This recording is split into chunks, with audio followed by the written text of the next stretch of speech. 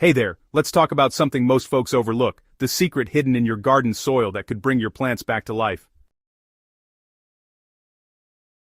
There's a quiet truth buried beneath our feet, one that, honestly, most modern gardening advice rarely talks about. If you've ever spent money on fertilizers, followed every instruction on the label, watered consistently, and still ended up with weak plants and lifeless soil, then you're about to discover something that could completely change the way you grow. Because, the real issue isn't always nutrients, it's life. Soil isn't just dirt, it's a living ecosystem. And when that life disappears, no amount of products can fully replace it. Today, you're going to learn a simple, low-cost method rooted in forgotten agricultural wisdom, one that doesn't just feed plants, but reawakens the entire soil system from below. This isn't about working harder, it's about working smarter with nature itself.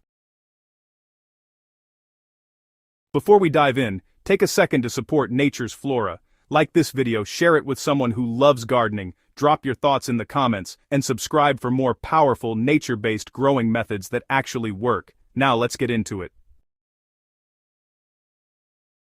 To understand why this method feels so unfamiliar today, you have to go back to a time when farming looked very different. Before the widespread use of chemical fertilizers, growers relied on biological processes to maintain soil fertility. The land wasn't treated as an input-output system, it was treated as a living partner. Then came the shift after World War II. Industrial systems designed for wartime production were redirected toward agriculture. Synthetic fertilizers became cheap and widely available. They offered fast results, but over time, they quietly weakened the natural systems that made soil self-sustaining. What got lost in that transition was a deep understanding of how soil life functions, and at the center of that life are earthworms. Earthworms are far more than just creatures in the ground. They are, engineers of the soil ecosystem. As they move, they create channels that allow air and water to reach plant roots more effectively. These pathways improve drainage, reduce compaction, and create a structure that supports long-term plant health. But their most powerful contribution lies in what they leave behind. Worm castings are, honestly, one of the richest natural fertilizers available. They contain nutrients in forms that plants can absorb easily, along with beneficial microbes that support root development and disease resistance. When worms are present in large numbers, it's a clear sign that the soil is alive and functioning properly. When they're absent, it often means the system has broken down. Earthworms don't just randomly move through soil, they actually respond to signals, especially those linked to decomposition and microbial activity. When organic matter starts to break down, it releases certain compounds and gases that worms are able to detect. So, this is where the method really comes in. By creating a simple fermented mixture, you can kind of mimic those natural signals and attract worms into your garden pretty quickly. The key here is fermentation. When sugars are mixed with yeast, they kick off microbial activity that produces carbon dioxide and other byproducts. This acts almost like a biological beacon in the soil. To a worm, that signal means food, moisture, and a thriving environment. The mixture itself is actually pretty easy to make and uses ingredients that are widely available. You'll want to start with clean water and let it sit if it has chlorine in it. The temperature should be warm but not hot, since too much heat can harm the microbes you're trying to activate. Next, add unsulfured molasses, which offers both sugars and trace minerals. Then, just include dry yeast and a small amount of sugar to speed up the fermentation. Give it a good stir, and let the mixture sit for a little while, until it becomes active, which you'll notice by some light foaming and an earthy scent. This liquid is not a fertilizer in the traditional sense, it's a trigger, a way to activate biological processes already waiting in the soil. Applying the method for maximum impact, timing and technique matter more than quantity. Apply the mixture during cooler parts of the day, such as early morning or late afternoon. This protects the microbial life from heat and allows it to settle into the soil effectively. Pour it directly around the root zone, rather than spraying it on leaves. The goal is to move the solution into the soil profile, where it can spread and begin its work underground.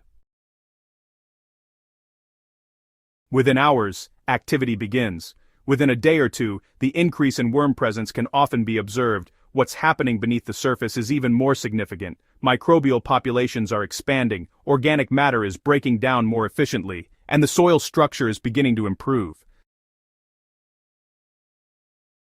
Attracting worms is only the first step, but, keeping them around means creating an environment where they can really thrive for the long haul. The most important factor here is protection. Bare soil, well, it loses moisture quickly and just becomes way too harsh for sustained biological activity.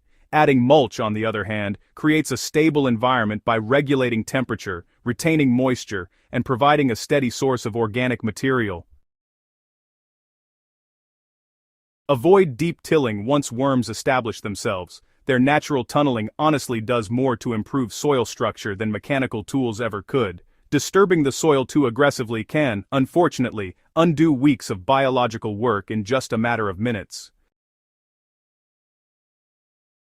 A word of caution: not all worms are beneficial. While most earthworms are helpful, some invasive species can actually harm soil structure rather than improve it. These worms consume organic matter too quickly, leaving behind dry, unstable soil that just struggles to retain moisture.